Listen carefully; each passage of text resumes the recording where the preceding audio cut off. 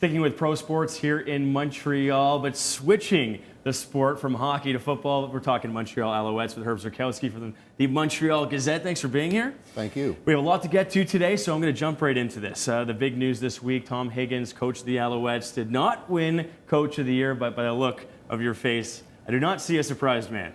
No, and I'm a huge fan of Tom Higgins. It was great dealing with him last season. We all know the Alouettes started 1-7. They finished 9-9, but he's not a Coach of the Year. They didn't make the Grey Cup. They were eliminated in the East Division final. We're allowed 2 votes, Wilder. He did not get one of my votes, so I'm surprised he's made it this far. Exactly. Okay, so that's last year. Let's look forward now. We don't want to live in the past too long, especially with the season. Well, listen, they got it pretty far, but they didn't have the best start, like you said.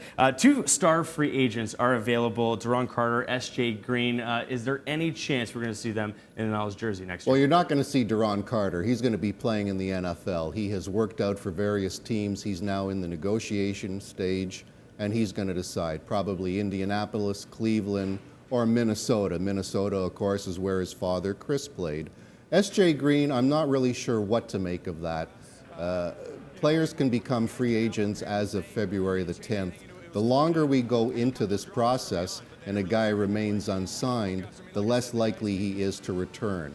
They've offered him a lot of money. He hasn't jumped at the bait. There's obviously something underlying there that is preventing him from re-signing. So I would say Carter definitely gone. S.J., it looks likely gone.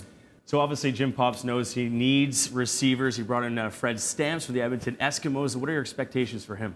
At 33, a receiver, you really don't know how much a guy has left. At the same time, he's going to have a lot to prove. It's going to be easier for Fred Stamps to thrive in Montreal if S.J. Green is there. A team needs at least 2 good receivers. If S.J.'s gone, opposing teams are going to be able to concentrate on Stamps. I think his numbers might be down. Having said that, he has played with Crompton before in Edmonton, which will help that familiarity. What do you think are the expectations for him? Is he going to have the ball in his hands to start next season? Well, he certainly is the starting quarterback going into training camp. There's no doubt about that. And somebody will have to unseat him going into the season. I really don't see that as of now when you look at who they have on their depth chart in terms of quarterbacks. The thing that concerns me about Jonathan is, yes, the Alouettes won with Crompton at quarterback, and he was more proficient than the other guys, Alex Brink, Tanner Marsh.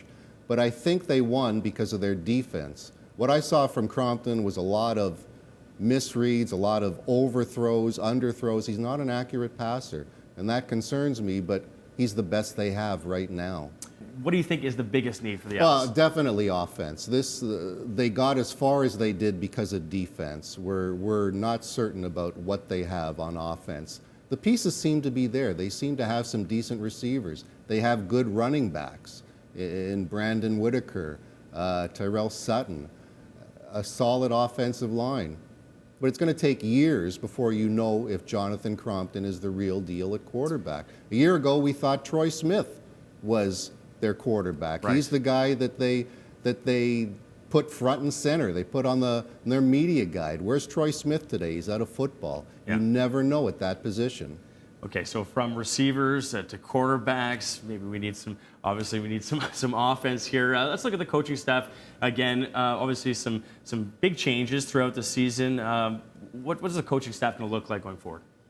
Well, it was huge this week to get Turk Schonert back as offensive coordinator. You need a guy who's more experienced. Ryan Dinwiddie was in over his head last season. He inherited the role when Rick Warman was fired. It's no fault of Dinwiddie, so it's huge getting Schonert back. I think they've taken a hit with the loss of Jeff Garcia.